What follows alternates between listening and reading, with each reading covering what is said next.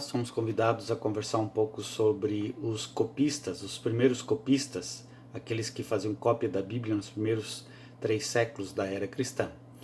É bom entender que com o nascimento da igreja, tudo era muito primitivo, não tinha copistas profissionais para fazer as cópias da Bíblia, e só tinha esta forma de produzir a Bíblia, fazendo cópia. Então o que é que se fazia? Dentro da comunidade se encontrava alguém que no seu tempo livre pudesse fazer cópias dos textos do Novo Testamento para distribuir nas comunidades. Então essa pessoa não era um profissional. E por não ser um profissional, cometia muitos erros, falhas, trocas de letras e pulava linhas, cochilava, ficava cansado e por isso se perdia nos textos que estava escrevendo, nas letras que estava desenhando. E muitas vezes também esse copista era mal intencionado e ele fazia as alterações na Bíblia por conta própria, por conta de motivações pessoais ou motivações vindas da comunidade, como questionamentos, dificuldades, sofrimentos, dúvidas teológicas. Então se acrescentava nos textos aquilo que se achava conveniente para sanar essas dificuldades. Mas é importante saber que os copistas profissionais diminuíram os erros, mas demorou muito para eles virem, só no século IV.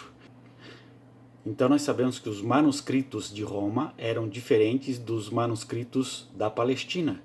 Havia uma diferença no escrever, né? Então aí já se percebia a diferença do texto bíblico, né? Como se escrevia, como se desenhava a letra, e isso já influenciava na mudança do que a palavra queria dizer, na semântica da palavra. Então, Roma escrevia de um jeito, Palestina escrevia de um jeito, Alexandria do Egito escrevia de outro jeito. No século IV, a religião cristã ainda era muito pequena, era a minoria no Império Romano. Então não tinha espaço, não tinha vez, era um povo excluído que fazia as suas reuniões secretamente, era assim que acontecia. Mas aconteceu uma mudança muito interessante, muito rápida e que mudou o cristianismo dali para frente, que foi, não é, a conversão do imperador Constantino para o cristianismo.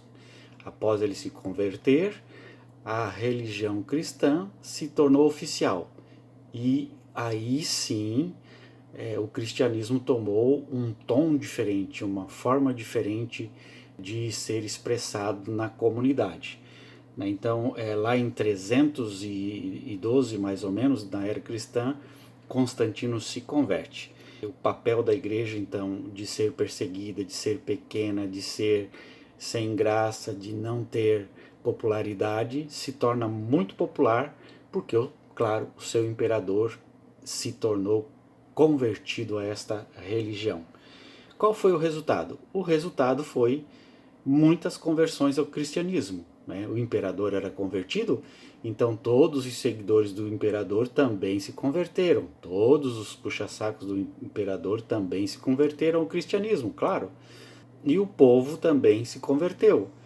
E há uma condição de que o imperador exigia a conversão das pessoas, então era obrigado a se converter ao cristianismo. Então, com isso, no século IV, em 331, mais ou menos, o imperador Constantino ele queria que as igrejas tivessem bíblias bonitas, bem escritas, bordadas, com melhor papiro, com melhor escrita.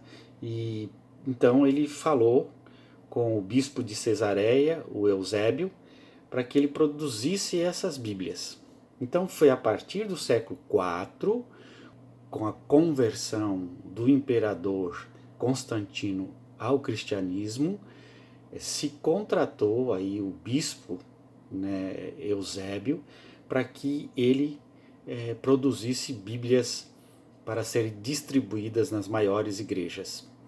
E aí, claro que o bispo Eusébio ficou muito feliz com a ideia e com o dinheiro que o imperador dispensou para fazer essas cópias, ele contratou copistas profissionais. Então, esses copistas é que fizeram a tradução da Bíblia. E tudo com material de primeira linha, né? Então, as cópias gregas ficaram a cargo dos monges no Oriente, na Turquia e na Pérsia, até a Idade Média, né? Onde surgiu a impressão no século XV. Então, tudo era feito com os monges até a Idade Média. Veja bem, do século IV ao século XV eram cópias de cópias. Nós sabemos que esses manuscritos que foram copiados nos mosteiros pelos monges, eles eram muito parecidos um com o outro, mas isso não dá a garantia de que esses textos são os textos originais. São textos que são cópias de outras cópias, que não garante nada a originalidade do texto.